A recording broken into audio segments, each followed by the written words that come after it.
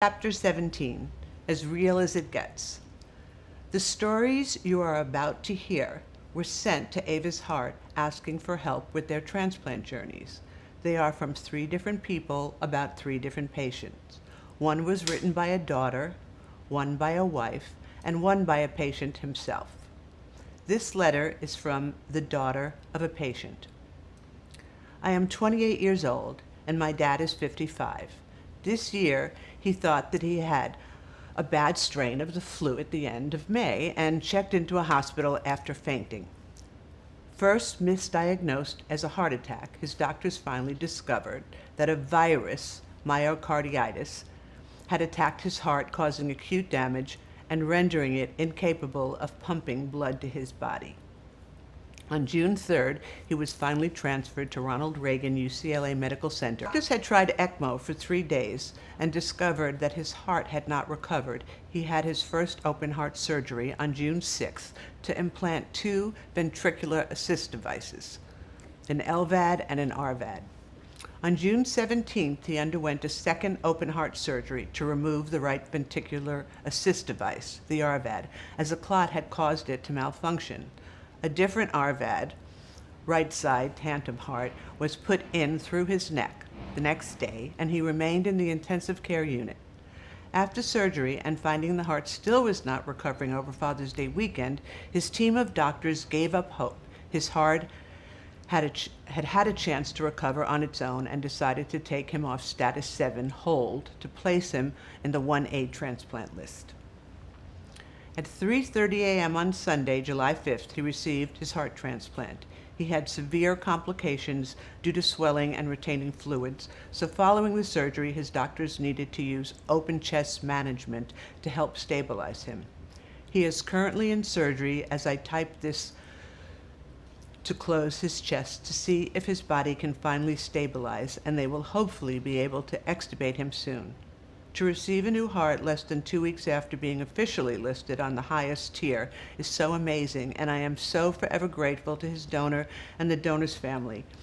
They gave my dad the gift of life. Thanks to the wonderful medical team at UCLA, I am confident that my dad is on the road to recovery.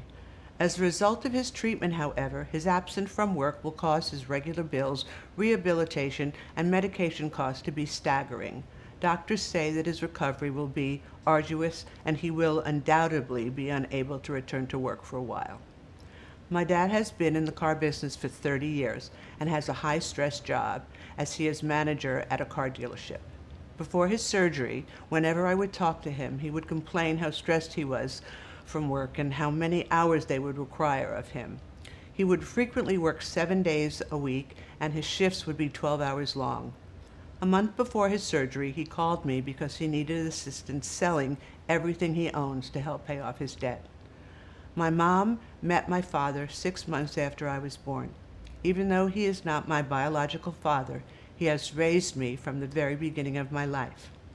My mother has even joked that he fell in love with me, and that's why he married my mom, because he wanted me to be his daughter. He is the man who will walk me down the aisle and be the grandfather to my future children. In 2001, my mom stopped working full-time and my family decided to move to Big Bear. My dad worked an hour and a half away at the base of the mountain.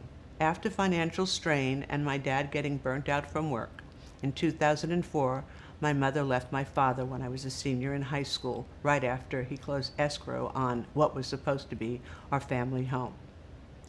Ever since then, my dad has not been able to fully financially recover. Now I am overseeing and taking care of his bills.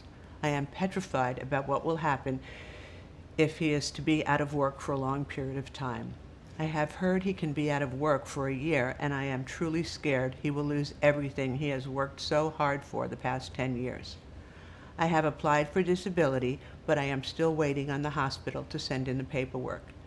The IRS has garnished his wages and 2014 tax return for backed up property tax when he was unable to afford the Big Bear house. I am afraid they will also garnish his disability. My dad is a simple man. He currently lives in a mobile home park. He is a devoted family man to both my sister and I, an animal lover and trusted friend. He loves barbecuing, golfing, and listening to old-time radio shows. My dad thinks of others before himself and is always willing to lend a helping hand. For example, he quit his job to take care of his sister-in-law after she had a debilitating accident. During this time, he also looked after his infant niece as well as my younger sister and I. He has helped to keep a roof over our friends' heads when they were down on their luck. He often treats all of his co-workers to home-cooked meals.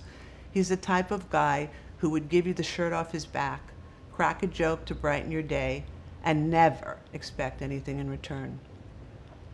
Last year, I accepted a job in Costa Mesa at a new restaurant as a manager. Finally, in the middle of May, all my hard work paid off, and the owner of my work promoted me to my dream job of being the head event coordinator at his new venue that can hold over 1,000 people. When my dad was admitted to the hospital on May 28th, I have been with him ever since. I am confident that my presence has helped his recovery. My sister currently lives in Oakland, so I am going to be his caregiver from now on. I have been unable to take the event coordinator position to help my dad fully recover, and I plan on helping him every step of the way. It is the least I can do for him after he raised me as his own since I was a baby. My biggest concern is both of our finances, since we will not be working.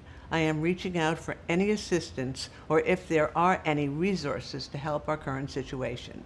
I have already recognized the power of positive thinking and see miracles in the small improvements he makes every day. Thank you for reading this, and I appreciate your time.